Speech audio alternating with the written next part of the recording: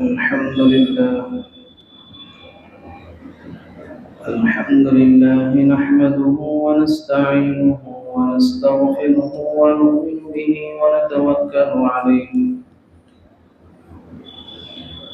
ونعوذ بالله من شرور أنفسنا ومن سيئات أعمالنا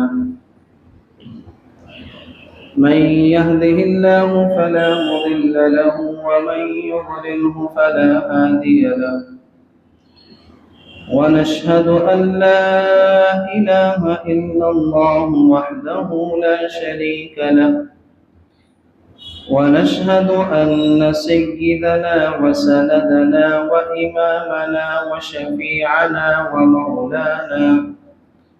ومولانا محمدا عبده ورسوله. قال الله تبارك وتعالى في القرآن الكريم: أعوذ بالله من الشيطان الرجيم. بسم الله الرحمن الرحيم.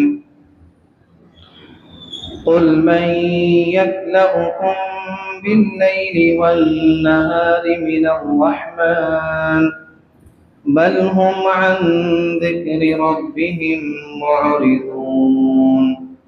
صدق الله العلي العظيم.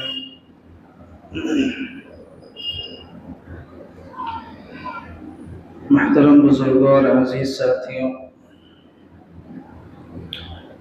گزشتہ رکوع میں اللہ رب العزت نے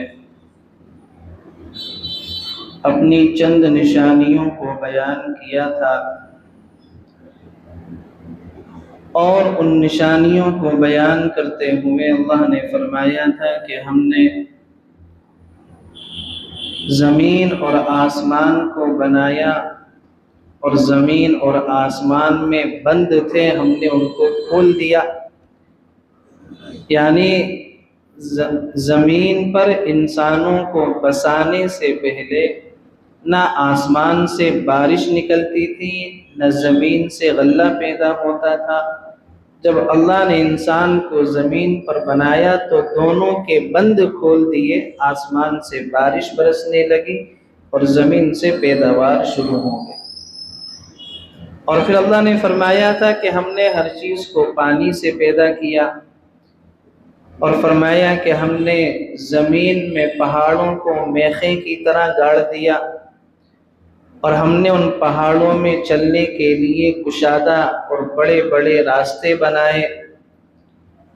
اور اللہ نے فرمایا کہ ہم نے آسمان کو ایک مضبوط چھت بنایا، اور ہم نے رات اور دن کو پیدا کیا، سورج اور چاند کو پیدا کیا. یہ تمام نشانیاں اللہ نے گزشتہ رکوع کے اندر بیان فرمائی تھی. مذکورہ آیت جو آپ حضرات کے سامنے تلاوت کی گئی، اس آیت میں اور اگلی آیتوں میں اللہ رب العزت نے نہایت ہی بلیغ انداز میں کفار مکہ کو تنبیہ فرمائی ہے، اور اللہ کی قدرت، عذاب کے اچانک آ جانے، دنیا کی بے ثباتی اور قرآن کی عظمت کو اللہ نے بیان کیا ہے. فرمایا: قل من یکلؤکم باللیل والنہار من الرحمن. کہہ دو کہ کون ہے جو رات میں اور دن میں خدائے رحمان کے عذاب سے تمہارا بچاؤ کرے. یعنی اللہ کے عذاب سے اللہ ہی تو ہے جو تمہیں بچا رہا ہے، تمہاری حفاظت کرتا ہے. اور اللہ نے تمہاری حفاظت کے لیے 10 فرشتے دن کو اور 10 فرشتے رات میں مقرر کر رکھے ہیں، اور وہ حفاظت جب تک اللہ کو محبوب ہوتی ہے اللہ حفاظت کرتا ہے. اور اس آیت میں اللہ رب العزت نے بیان فرمایا کہ انسان اپنی طاقت پر نہیں بلکہ اللہ کی حفاظت پر زندہ ہے. اپنی طاقت پر تو بڑا سے بڑا طاقتور اور بڑا سے بڑا قیمتی محل بنا لے، مضبوط سے مضبوط محل کے اندر چلا جائے، اپنی طاقت پر زندہ نہیں ہے، اللہ اس کی حفاظت کر رہا ہے، اس وجہ سے زندہ ہے۔ رات کے وقت، رات کو سوتے ہوئے، دن میں چلتے ہوئے کون ہے؟ اللہ حفاظت کر رہا ہے۔ اگر اللہ یہ اپنی حفاظت کا حصار کھینچ لے تو آدمی کا کھیل کیا ہے؟ ختم ہو جاتا ہے۔ تو اصل جو حفاظت ہے وہ اسباب کی نہیں ہے، اصل جو حفاظت ہے وہ کیا ہے؟ اللہ کی مشیت سے ہوتی ہے۔ اسباب تو بندہ اختیار کرتا ہے، اسباب اختیار کرنے کے باوجود بھی موت آ جاتی ہے تو کیا پتہ چلا؟ اسباب تو ایک اسباب کے درجے کی چیز ہوتی ہے، لیکن اصل جو حفاظت ہوتی ہے وہ کس سے ہوتی ہے؟ اللہ کی مشیت سے ہوتی ہے۔ دوائیاں آدمی کھاتا رہتا ہے لیکن بعض مرتبہ دوائیوں سے بھی نہیں بچ پاتا، چلا جاتا ہے۔ تو اصل کیا ہے؟ حفاظت اللہ کی مشیت سے ہوتی ہے۔ حضرت خالد بن ولید رضی اللہ عنہ ایک علاقے کے اندر گئے تو جس علاقے میں گئے وہ دشمنوں کا علاقہ تھا، تو انہوں نے پوچھا کیوں آئے؟ کہا کہ اس بات کی دعوت دینے کے لیے آئے ہیں کہ اللہ ایک ہے، اس کے سوا کوئی عبادت کے لائق نہیں ہے، اور اللہ جو چاہتا ہے وہ ہوتا ہے، اللہ جو چاہتا ہے وہی ہوتا ہے۔ تو انہوں نے کہا کہ اچھا موت اور زندگی؟ کہا کہ اس کا مالک بھی اللہ ہے۔ تو حضرت خالد بن ولید رضی اللہ عنہ سے انہوں نے کہا کہ ہمارے پاس زہر ہے، اس کو پی کر دکھاؤ۔ تو حضرت خالد بن ولید رضی اللہ عنہ نے وہ زہر کی شیشی بسم اللہ الذی لا یضر مع اسمہ شیء فی الارض ولا فی السماء وهو السمیع العلیم، یہ دعا احادیث کے اندر ملتی ہے کہ جو آدمی اس دعا کو پڑھے گا اللہ تعالیٰ زمینی اور آسمانی ہر طرح کی آفتوں سے اس کی حفاظت کرے گا۔ یہ دعا پڑھی اور پوری زہر کی شیشی انہوں نے اونڈے دی اور کچھ نہیں ہوا، کچھ بھی نہیں ہوا۔ کیوں؟ اس لیے کہ حفاظت کون کر رہا تھا؟ اللہ کر رہا تھا۔ بل ہم عن ذکر ربہم معرضون، مگر وہ ہیں کہ اپنے پروردگار کے ذکر سے منہ موڑے ہوئے۔ اللہ حفاظت کر رہا ہے، اس کے باوجود ہونا یہ چاہیے کہ اللہ کی معیت میں آ جائیں، اللہ کی بات مان لیں، اس کے باوجود ان کا حال کیا ہے کہ پروردگار کے ذکر سے منہ موڑے ہوئے ہیں۔ ام لہم آلہۃ تمنعہم من دوننا، بھلا کیا ان کے پاس ہمارے سوا کوئی ایسے خدا ہیں جو ان کی حفاظت کرتے ہوں؟ جو لوگ ہمارے ذکر سے منہ موڑے ہوئے ہیں، کیا ان کے پاس کوئی ایسے خدا ہیں جو ان کی حفاظت کرتے ہیں؟ لوگوں نے اپنے اپنے خدا بنا رکھے ہیں نا، کسی نے کسی کو حاجت روا بنا رکھا ہے، کسی کو مشکل کشا بنا رکھا ہے، کسی کو فریاد رس بنا رکھا ہے، کسی کو دستگیر بنا رکھا ہے۔ اور حقیقت بات یہ ہے کہ سارے اختیارات کس کے ہاتھ میں ہیں؟ اللہ کے ہاتھ میں ہیں، بندوں کے ہاتھ میں کچھ نہیں ہے۔ نبی مکرم نور مجسم حضرت محمد مصطفیٰ صلی اللہ علیہ وسلم سے بڑی کوئی ہستی اس دنیا کے اندر نہیں ہے، آپ سے بڑا کوئی نہیں ہے۔ آپ صلی اللہ علیہ وسلم کے بارے میں کہا گیا بعد از خدا بزرگ توئی قصہ مختصر، اللہ کے بعد اگر کوئی ہے تو وہ آپ صلی اللہ علیہ وسلم کی ذات بابرکت ہے۔ لیکن کیا معاملہ ہے؟ آپ نے اپنے تمام خاندان والوں کو جمع کیا، اپنی تمام پھوپھیوں کو جمع کیا، اپنے تمام چچا کو، تاؤ کو، اور اپنی خاص طور سے بیٹیوں کو جمع کیا۔ اور جمع کرنے کے بعد آپ صلی اللہ علیہ وسلم نے فرمایا انقذوا انفسکم من النار، تم اپنے آپ کو جہنم کی آگ سے بچاؤ، اپنے آپ کو جہنم کی آگ سے بچاؤ۔ فإنی لا املک لکم من اللہ شیئا، اس لیے کہ میں تمہارے معاملے میں کسی چیز کا اختیار نہیں رکھتا۔ تم یہ چاہو کہ میں تمہیں جہنم سے بچا لوں گا، جنت میں داخل کروا دوں گا، مجھے اس بات کا اختیار نہیں ہے۔ تم اپنی فکر اپنے آپ کرو، اپنے آپ کو جہنم کی آگ سے بچاؤ۔ فإنی لا املک لکم من اللہ شیئا، دنیا کی کوئی چیز مانگو گے دے دوں گا، غلام مانگو گے، باندی مانگو گے، خزانے مانگو گے، دے دوں گا، لیکن یہ چاہوں کہ جہنم کی آگ سے میں تمہیں بچاؤں، ایسا نہیں ہو سکتا۔ اور رئیس المنافقین عبداللہ بن ابی جب مرا تو ان کے بیٹے مسلمان ہو چکے تھے، اللہ کے نبی کی خدمت میں آئے کہ آپ میرے باپ کا جنازہ پڑھا دیں اور اپنی چادر دے دیں تاکہ آپ کی چادر میں اپنے باپ کو کفن دے دوں۔ آپ صلی اللہ علیہ وسلم نے چادر دے دی، نماز جنازہ پڑھا دی، قبر میں بھی اتر گئے۔ حضرت عمر فاروق نے روکا لیکن آپ نہیں مانے، چلے گئے۔ بعد میں اللہ نے کیا فرمایا؟ ان تستغفر لهم 70 مرة فلن يغفر الله لهم استغفر لهم او لا تستغفر لهم، تم ان کے لیے استغفار کرو یا مت کرو۔ ان تستغفر لهم 70 مرة، اگر تم ان کے لیے 70 مرتبہ بھی استغفار کرو گے، فلن يغفر الله لهم، اللہ معاف کرنے والا نہیں ہے، اللہ معاف کرنے والا نہیں ہے۔ تو جب اللہ کے نبی علیہ السلام یہ اپنے خاندان سے، اپنی بیٹی سے یہ فرما رہے ہوں فَإِنِّي لَا أَمْلِكُ لَكُم مِّنَ اللَّهِ شَيْئًا، کہ میں اس معاملے میں کسی چیز کا اختیار نہیں رکھتا، تو ظاہر سی بات ہے کہ ہمہ شمہ کس کھیت کی مولی ہے۔ اب کوئی آدمی یہ سوچے کہ ہمیں تو فلاں بزرگ بچا لیں گے، فلاں پیر صاحب بچا لیں گے، یہ آدمی کے خواب و خیال ہے۔ ہر آدمی کو اس کے اعمال بچائیں گے، اس کے اعمال کام دیں گے۔ جنگ بدر میں مشرکین اپنے خداؤں کو ساتھ لائے تھے نا، لیکن کیا ہوا؟ مٹھی بھر مسلمانوں نے ان کا قیمہ بنا دیا، اللہ تعالیٰ نے مسلمانوں کو فتح عطا فرمائی۔ اور یہی گمان ہے عیسائیوں کا کہ عیسائی یہ کہتے ہیں کہ ہمارے گناہوں کا جو کفارہ ہے وہ حضرت عیسیٰ علیہ السلام نے سولی پر چڑھ کر دے دیا، اب ہم کچھ بھی کرتے رہیں ہمیں کوئی ڈر نہیں ہے، کوئی معاملہ نہیں ہے۔ حالانکہ یہ بے عقلی کی بات ہے کہ 2000 سال بعد گناہ کرو تم اور 2000 سال پہلے تمہارے گناہوں کا کفارہ بنے کوئی اور، یہ کیسے ممکن ہو سکتا ہے؟ تو ایسا نہیں ہو سکتا۔ تو اللہ نے فرمایا کہ بھلا کہ ان کے پاس ہمارے سوا کوئی ایسے خدا ہیں جو ان کی حفاظت کرتے ہوں؟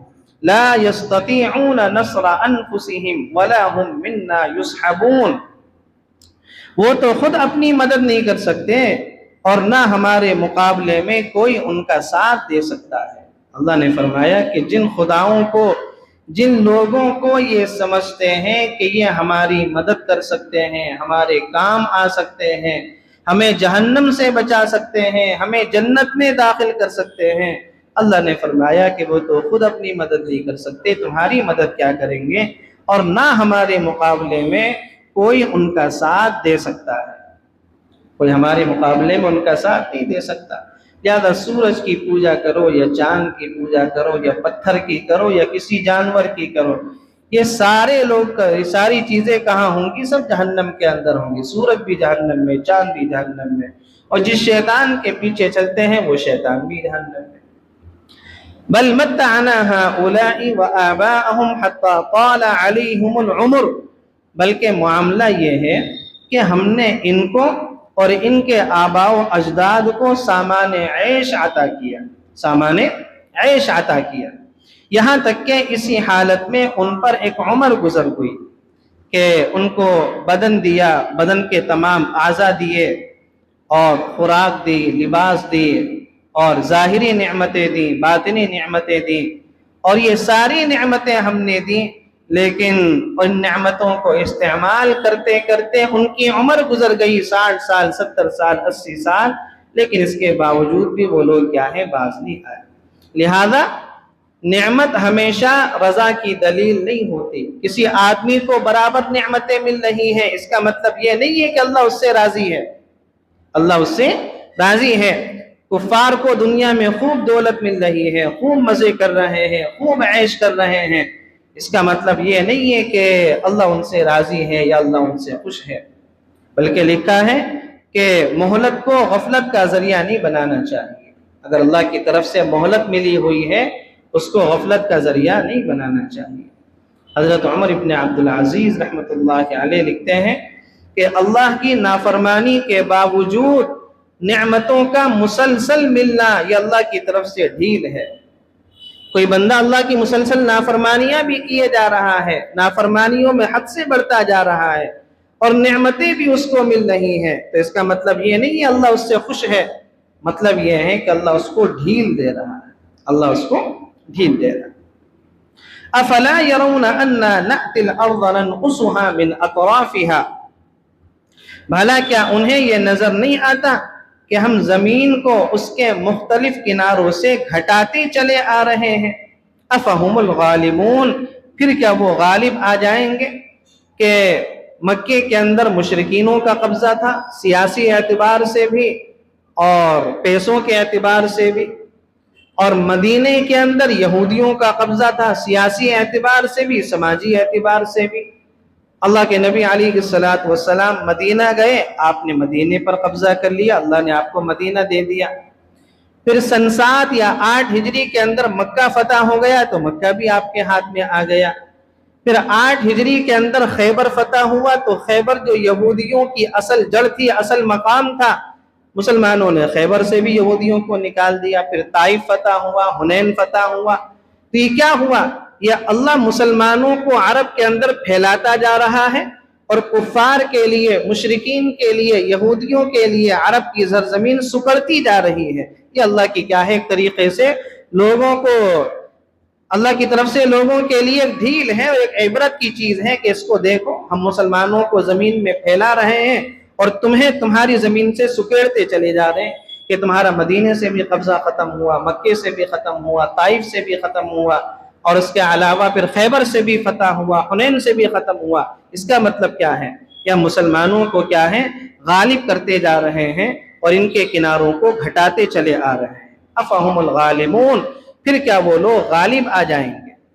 قل انما انذرکم بالوحی، کہہ دو کہ میں تو تمہیں وحی کے ذریعے ڈراتا ہوں۔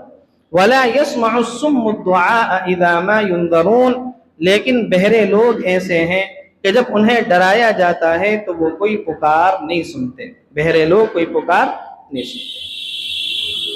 وَلَئِن مَسَّتْهُمْ نَفْحَةٌ مِّنْ عَذَابِ رَبِّكَ لَيَقُولُنَّ يَا وَيْلَنَا إِنَّا كُنَّا ظَالِمِينَ، اور اگر تمہارے پروردگار کے عذاب کا ایک جھونکا بھی انہیں چھو جائے تو یہ کہہ اٹھیں گے کہ ہائے ہماری کمبختی، واقعی ہم لوگ کیا ہیں، ظالم تھے۔ اللہ کے عذاب کا ذرا سا معاملہ بھی ان کو پیش آتا ہے، کوئی اللہ کی طرف سے سختی آتی ہے، عذاب کی کوئی شکل آتی ہے، تو یہ لوگ فوراً کیا کہنے لگتے ہیں کہ ہم ہی لوگ کیا تھے، ظالم تھے، ہماری کم بختی ہے۔ لہذا جہنم کے عذاب کا تصور کر کے دل میں رونا چاہیے، جہنم کے عذاب کا تصور کر کے دل میں رونا چاہیے۔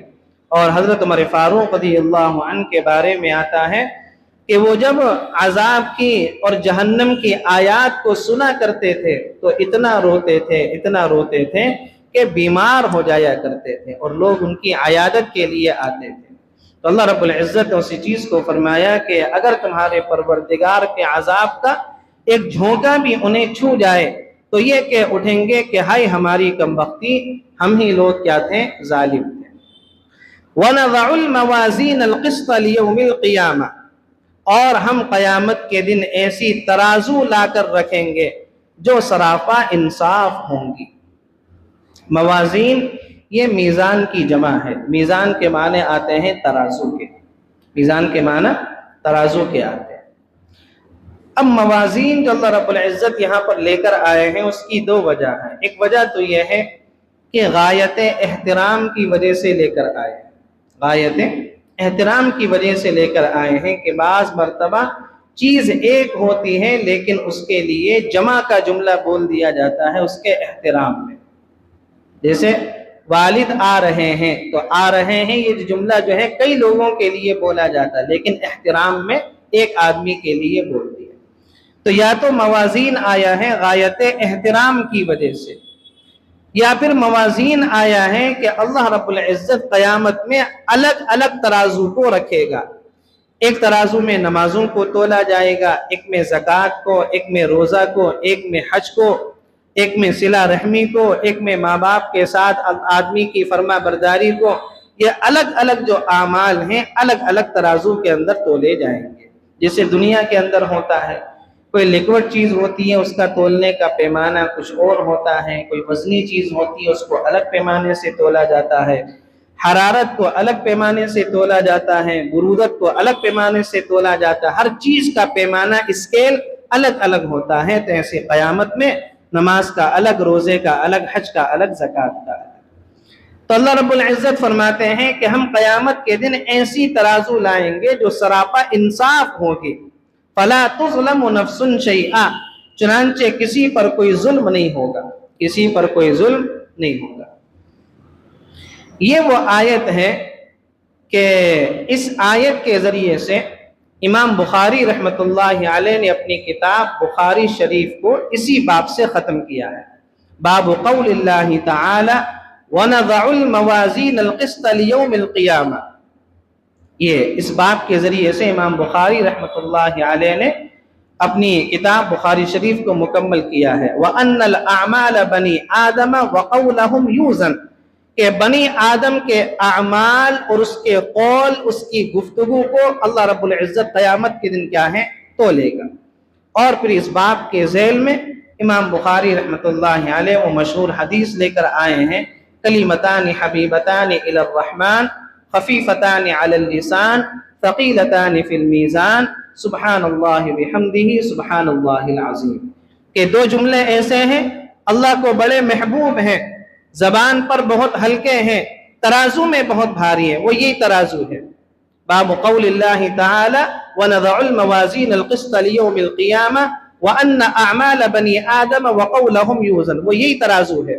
وہ دو جملے کیا ہیں جو اللہ کو محبوب ہیں، زبان پر ہلکے ہیں، ترازو میں بھاری ہیں، سبحان اللہ بحمدہ سبحان اللہ العظیم۔ وہ اسی آیت کے ذیل میں امام بخاری رحمۃ اللہ علیہ نے اپنی کتاب کو مکمل کیا ہے۔ حضرت سلمان فارسی رضی اللہ عنہ اللہ کے نبی علیہ السلام سے نقل فرماتے ہیں کہ آپ صلی اللہ علیہ وسلم نے فرمایا کہ قیامت کے دن جو میزان وزن کرنے کے لیے، جو ترازو وزن کرنے کے لیے لایا جائے گا، جو رکھی جائے گی، اس کی وہ اتنی بڑی ہوگی اور اتنی وسیع ہوگی کہ اس میں زمین اور آسمان کو بھی تولنا چاہے تو وہ بھی اس کے پلڑے میں سما جائیں گے۔ وہ ترازو اتنی بڑی ہوگی کہ اگر زمین اور آسمان کو بھی تولنا چاہیں وہ بھی اس میں سما جائیں گے۔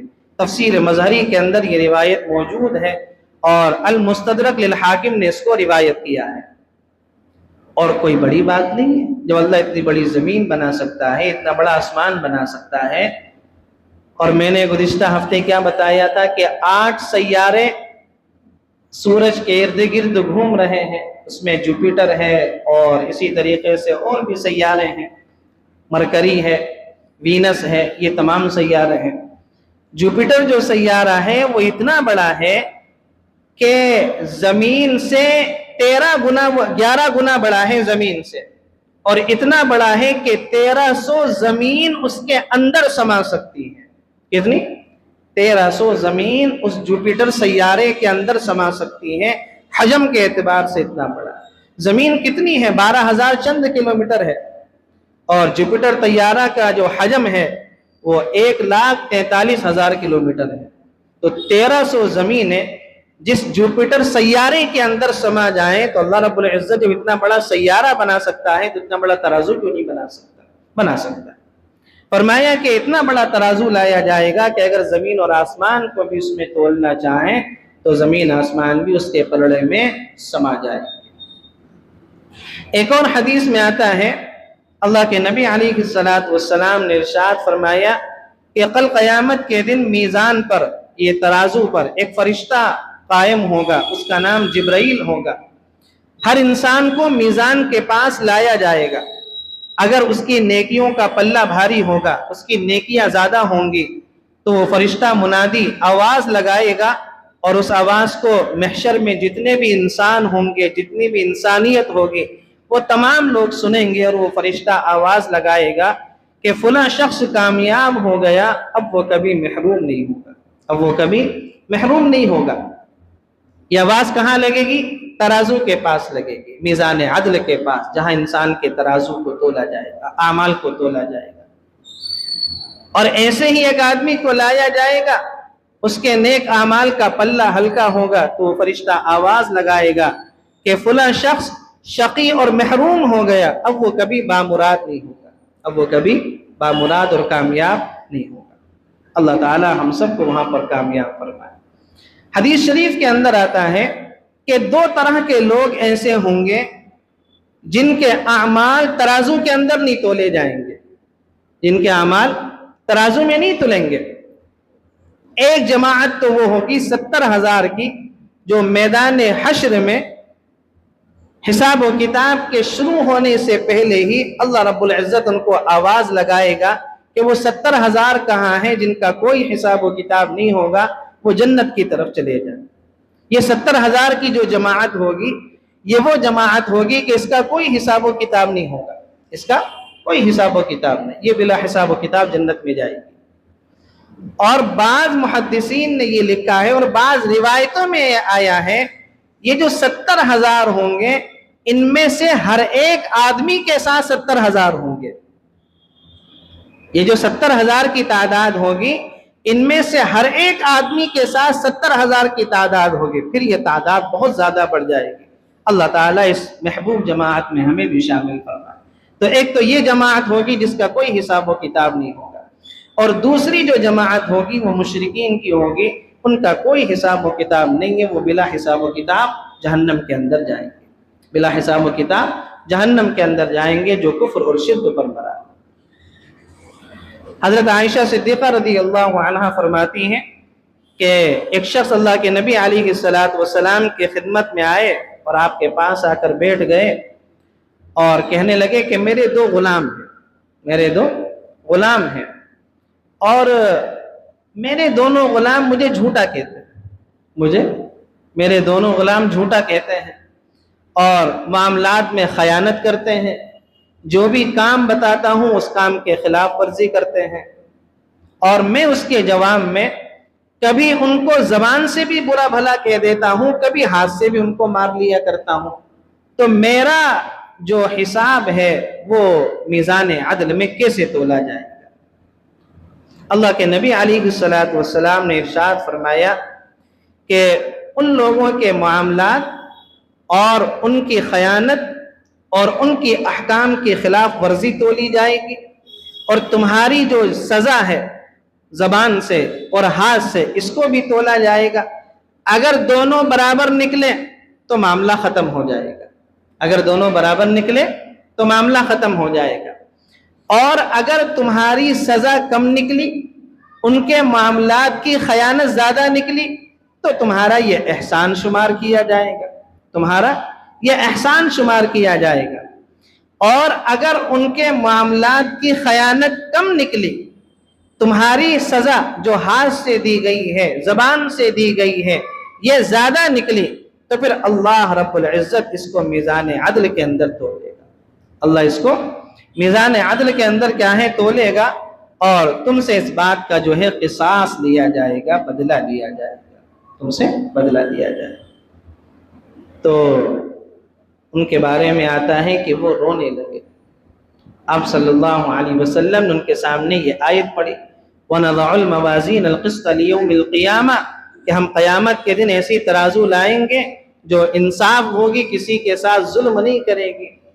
تو انہوں نے کہا کہ اب میرے پاس اس کے علاوہ کوئی اور راہ نہیں ہے کہ میں ان کو آزاد کر کے اس حساب کے غم اور فکر سے آزاد ہو جاؤں، ان دونوں کو کیا کر دوں؟ آزاد کر دوں، اور یہ جو میرا حساب و کتاب قیامت کے دن ہوگا میزان عدل میں اس سے کیا ہو جاؤں؟ بے فکر ہو جاؤں۔ چنانچہ ان صاحب نے اپنے دونوں غلاموں کو کیا کر دیا؟ آزاد کر دیا۔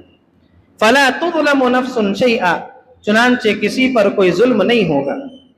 3 مقام ایسے ہیں حدیث شریف کے اندر آتا ہے کہ جہاں کوئی کسی کو یاد نہیں کرے گا، کوئی کسی کو یاد نہیں کرے گا، چاہے ماں باپ ہوں، چاہے میاں بیوی ہوں، چاہے بھائی بہن ہوں، چاہے دوست ہوں، کوئی کتنا بھی قریبی رشتہ ہو، 3 مقام ایسے ہوں گے جہاں پر کوئی کسی کو یاد نہیں کر پائے گا، بھول جائے گا۔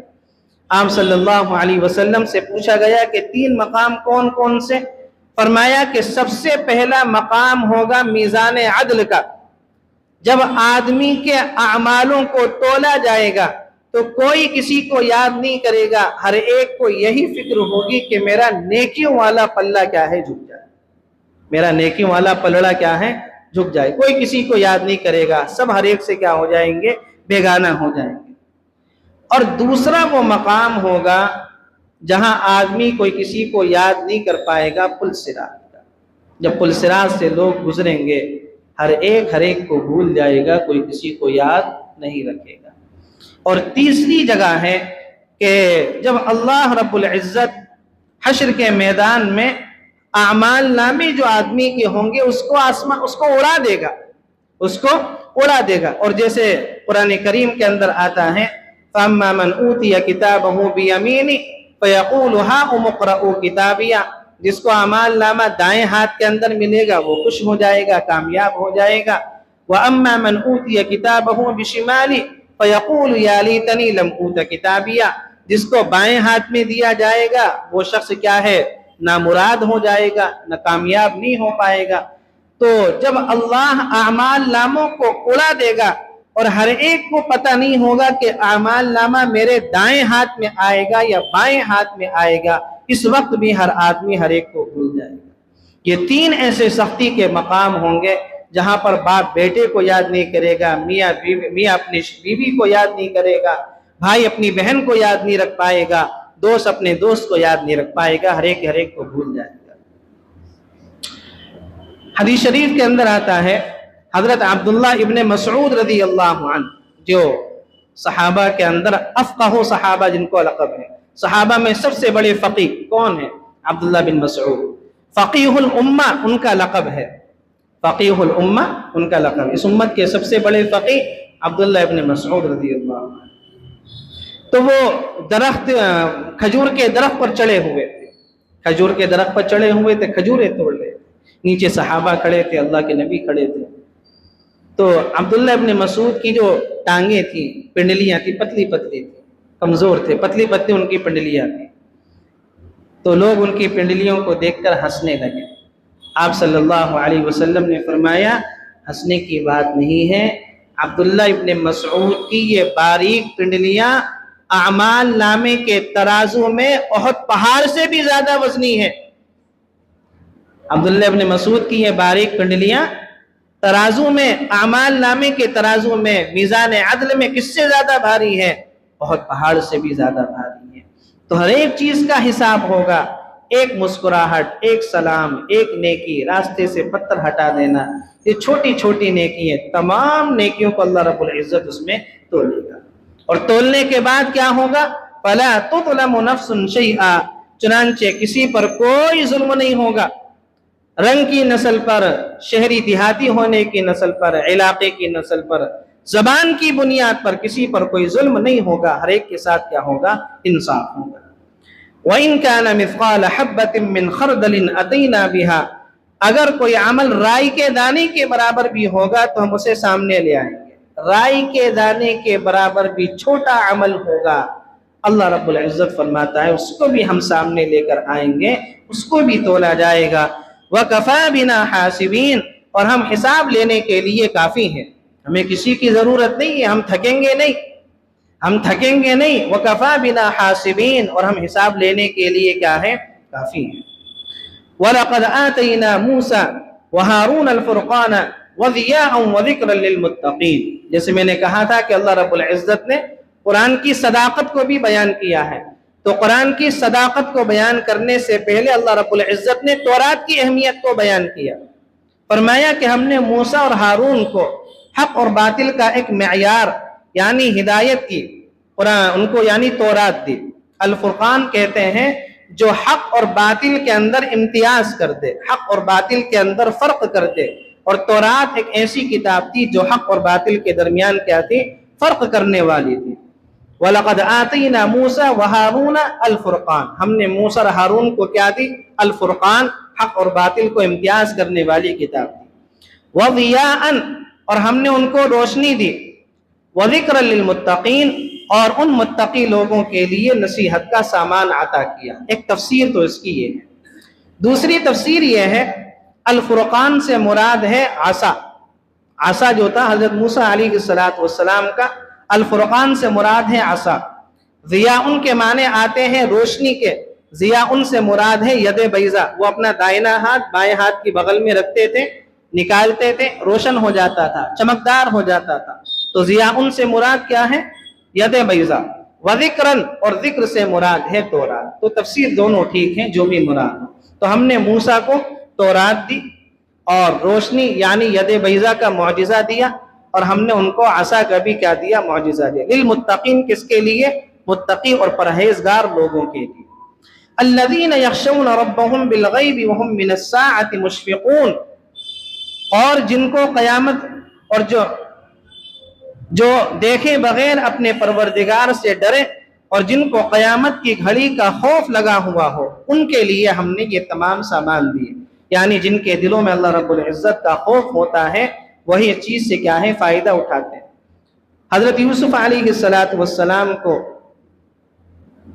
کمرے کے اندر بند کر لیا اور گناہ کی دعوت دی، لیکن حضرت یوسف علیہ السلام کے دل میں اللہ کا خوف تھا۔ کیا کہنے لگے؟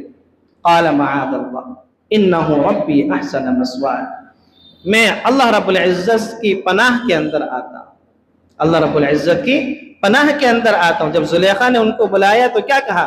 میں اللہ رب العزت کی پناہ کے اندر آتا ہوں۔ کیوں؟ دل میں اللہ رب العزت کا خوف تھا۔ تو ان تمام چیزوں سے فائدہ کون اٹھاتے ہیں؟ جن کے دل میں اللہ کا خوف ہوتا ہے۔ حدیث شریف کے اندر آتا ہے کل قیامت کے دن 7 خوش نصیب لوگ ایسے ہوں گے جن کو اللہ اپنے عرش کے سائے میں جگہ عطا کرے گا۔ ان میں سے ایک آدمی وہ ہوگا جس کو کوئی خوبصورت عورت اپنی طرف گناہ کے لیے بلائے اور وہ اس کے جواب میں کہہ دے انی اخاف اللہ، میں اللہ رب العزت سے ڈرتا ہوں۔ اس آدمی کو بھی اللہ رب العزت قیامت میں اپنے عرش کے سائے میں جگہ دے گا، جس دن عرش کے سائے کے علاوہ کوئی سایہ نہ ہوگا۔ تو ان تمام چیزوں سے فائدہ کون اٹھاتے ہیں؟ جن کے دلوں میں اللہ کا خوف ہوتا ہے۔ اب آگے اللہ رب العزت نے قرآن کو بیان کیا، وَهَذَا ذِكْرٌ مُبَارَكٌ أَنزَلْنَا، اور اب یہ قرآن برکتوں والا پیغام نصیحت ہے جو ہم نے نازل کیا ہے۔ یہ قرآن کیا ہے؟ برکتوں والا ہے۔ کیسا برکتوں والا ہے؟ اس کی تلاوت بھی بابرکت ہے، اس کا سمجھنا بھی بابرکت ہے، اس پر عمل کرنا بھی بابرکت ہے، اس کی تعلیم دینا بھی بابرکت ہے۔ یہ ایسا بابرکت والا کلام ہے کہ خیرکم من تعلم القرآن وعلم، تم میں سب سے بہترین آدمی ہوا ہے جو قرآن کریم سیکھے اور دوسروں کو سکھائے۔ تو یہ قرآن کریم ایسا بابرکت ہے، اس کی تعلیم بھی برکت، اس کا سمجھنا بھی بابرکت، اس کا دیکھنا بھی بابرکت، لوگوں کو تعلیم دینا بھی بابرکت، اس پر عمل کرنا بھی بابرکت۔ یہ ہر اعتبار سے کیا ہے؟ مبارک ہی مبارک ہے۔ انزلنا، ہم نے اس کو کیا ہے؟ نازل کیا ہے۔ افانتم لہ منکرون، کیا پھر بھی تم اسے ماننے سے انکار کرتے ہو؟ اتنی عظیم الشان کتاب ہم نے تمہیں دی ہے، کیا پھر بھی تم اس کے ماننے سے کیا کرتے ہو؟ انکار کرتے ہو۔ تو اس رکوع میں ان 8 آیتوں میں اللہ رب العزت نے 3 بڑے بڑے سبق ہمیں دیے ہیں۔ سب سے پہلا سبق یہ ہے کہ اللہ رب العزت ہی حقیقی محافظ ہے۔ اصل میں حفاظت کرنے والا کون ہے؟ اللہ ہی حفاظت کرنے والا ہے۔ دوسرا سبق یہ ہے کہ قیامت کا جو حساب ہے اور میزان کے اندر جو اعمال تولے جائیں گے، یہ کیا ہے؟ حق ہے۔ والمیزان حق والکتاب حق والحساب حق، یہ تمام چیزیں کیا ہے؟ حق ہیں، یہ قیامت کے دن ہو کر رہیں گے۔ اور تیسرا سبق کیا ہے کہ قرآن کریم اللہ رب العزت کی بابرکت کتاب ہے، اس کو پڑھنا چاہیے، اس کو سمجھنا چاہیے، اس کی تلاوت کرنی چاہیے۔ یہ 3 عظیم سبق اللہ رب العزت نے اس رکوع کے اندر دیے ہیں۔ اللہ رب العزت سے دعا ہے کہنے سننے سے زیادہ عمل کی توفیق نصیب فرمائے، اور 3 اسباب پر عمل کرنے کی ہم سب کو توفیق عطا فرمائے۔ وآخر دعوانا